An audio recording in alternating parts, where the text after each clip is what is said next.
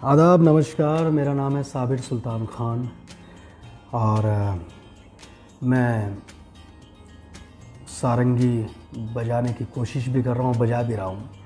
सारंगी के बादशाह उस्ताद सुल्तान खां साहब। उस्ताद सुल्तान खां साहब मेरे वालिद और मेरे गुरु दोनों ही हैं। तो मैं खुशनसीब हूँ कि एक ऐसे घराने में पैदा हुआ जहाँ घराना अपने आप में एक बहुत ही बड़ा नाम, सीकर घराना, जिससे मैं बिलोंग करता हूँ। सारंगी के घर में पैदा हुआ और सारंगी में ही पैदा हुआ, तो ये एक मेरे लिए बहुत बड़ा गॉड गिफ्ट है, जो कि मुझे माँ के पेट से ही गाने बजाने की तालीमात स्टार्ट हो गई थी। मेरा बचपन जो है वो सारंगी, सितार, फ्लूट और ढोलक, तबला, हारमोनियम इन्हीं के साथ गुज़रा। जब मैंने पहली दफ़ा उन्हें सुना, जब मेरी उम्र कुछ 6-7 साल की थी, टाउन हॉल में उस्ताद ज़ाकिर हुसैन साहब और हमारे अब्बा का कॉन्सर्ट था, तब मैंने उनकी सारंगी सुनी और आज भी वो सारंगी यकीन करें मैं बहुत मिस करता हूँ।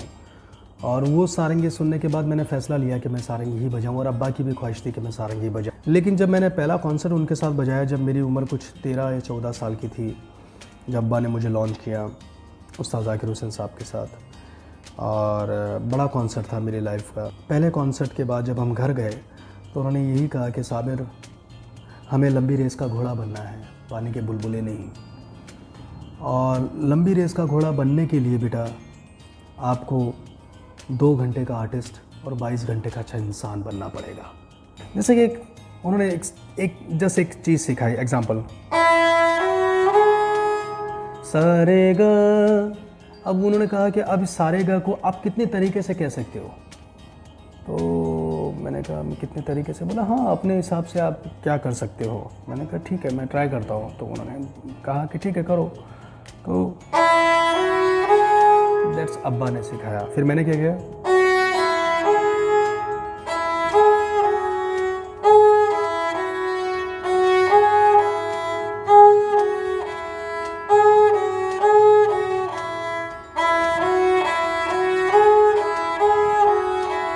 तो एक ही नोट, 3 नोट है, सा रे ग। तो वो 3 नोट को कितने तरीके से आप कह सकते हो, ये अब्बा की तालीम हमेशा रहती थी। वो सिर्फ 3 नोट सिखाते थे, फिर वो कहते थे कि चलो अब इसके ऊपर रियाज़ करो और मुझे ये कम से कम 20 तरीके से इसको कह के, 20 तरीके से इसको कह के आप मुझे सुनाओ। तो वही एक बढ़त का तरीका ये मुझे उन्होंने सिखाया। सा रे ग रे सा ग रे ग सा रे ग सा ग रे सा ग रे ग सा ग रे सा।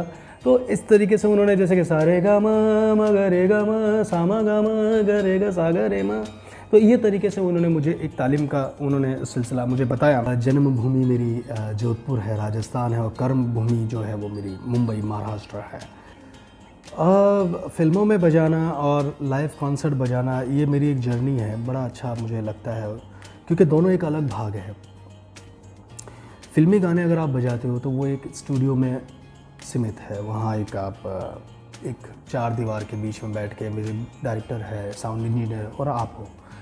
लेकिन उसमें ज़्यादा मुझे लगता है कि जैसे 5 मिनट का या 4 मिनट का गाना है, उसमें आपका 2 या 3 सेकंड का एक पीस रहता है, बस वो आप बजाया और निकल लिए, पैसे लिए, चले गए। वहाँ आपको कोई सुनने वाला भी नहीं और कोई इतना तवज्जो देने वाला कोई नहीं है जहाँ से आपका नाम हो जाए, ऐसा कुछ नहीं है। लगभग मैंने 250 से 300 फिल्में, 300 फिल्म्स ऑलरेडी मैं बजा चुका हूँ। सबसे पहली फिल्म मेरी थी चमेली।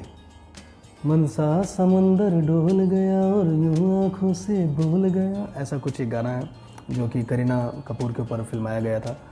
तो वहाँ से मेरा एक फ़िल्म का एक कैरियर स्टार्ट हुआ। फिर काफ़ी फिल्में, जैसे कि दंगल है, बदलापुर है, और जोधा अकबर है, डोर है, और बच रहे हसीनों हैं, और बहुत सी फिल्में। फिर एल्बम लता जी के साथ, आशा जी के साथ एल्बम भी किए। सबसे पहली बात तो मैंने अपने अब्बा के साथ में बजाया, पहला कॉन्सर्ट उस्ताद सुल्तान खां साहब, फिर ज़ाकिर हुसैन साहब, लता मंगेशकर और आशा भोसले और गुलाम अली साहब। तो सारंगी का फ्यूचर तो अच्छा है ही, और लेकिन इसमें क्या है कि कुछ लोग समझते हैं कि सारंगी जो है वो बड़ा मुश्किल साज है। मैं तो मानता हूँ सभी चीज़ मुश्किल है, जो नहीं करे उसके लिए सब मुश्किल है, जो करे उसके लिए सब चीज़ आसान है। लेकिन पेशेंस रखना बहुत ज़रूरी है। कोई भी हम लोग कुछ काम करें, चाहे वो पढ़ाई हो, चाहे कोई भी आर्ट से जुड़े हुए चीज़ हो, सब्र करना, पेशेंस करना बहुत ज़रूरी है।